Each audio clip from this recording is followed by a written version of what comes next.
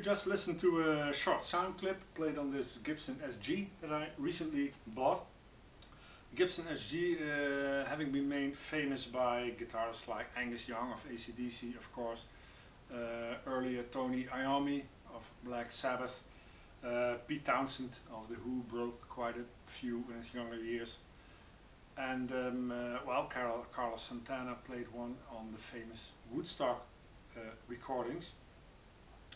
The Gibson SG was the answer of Gibson to the Fender Stratocaster model in the late 50s, when Gibson saw the sales figures of their Gibson Les Paul dropping, while the Fender Stratocaster was very successful with its very progressive design with the two horns on either side, and it's appeared to be a timeless model because it still looks modern. It's still well, almost the archetypical electric guitar design, you could say.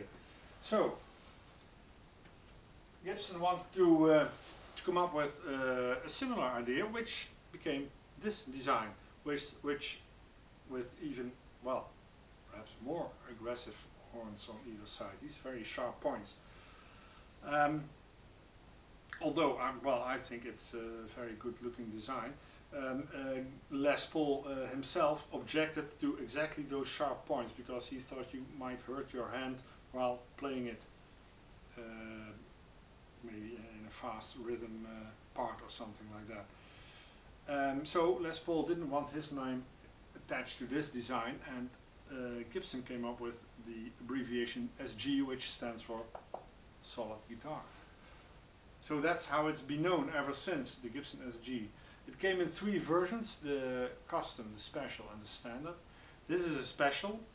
The special originally came with two single coil P90 elements, but this one is from 1972, and in 1972 they had these two mini humbuckers. If you have a close look, for the people who know their pickups, they'll see that these aren't P90 single coil pickups, but humbucking pickups. They sound a bit different from normal humbuckers. They have a bit more treble. They sound a bit more transparent, which actually makes this guitar quite versatile because it still has enough punch, as you could hear in the first recording, but you can also get quite clear rhythm sounds or arpeggios out of it, as you will hear in the next clip. As for playing comfort, this is a very comfortable guitar to play. It's very light. You can see it's got a very thin body. It only weighs about 4 kilos, which is much less than a Les Paul, which is about 5 or 6 kilos. Also my Fender Stratocaster is heavier than this one. So that makes it very nice to play because it still has quite a good sustain. It's maybe not the sustain of a Les Paul, but certainly more than your average Fender Stratocaster. So that's well, that's a very subtle and good design by Gibson, I think. Well, I'd say please enjoy the next clip in which you'll hear the more subtle and perhaps more civilized features of the Gibson SG.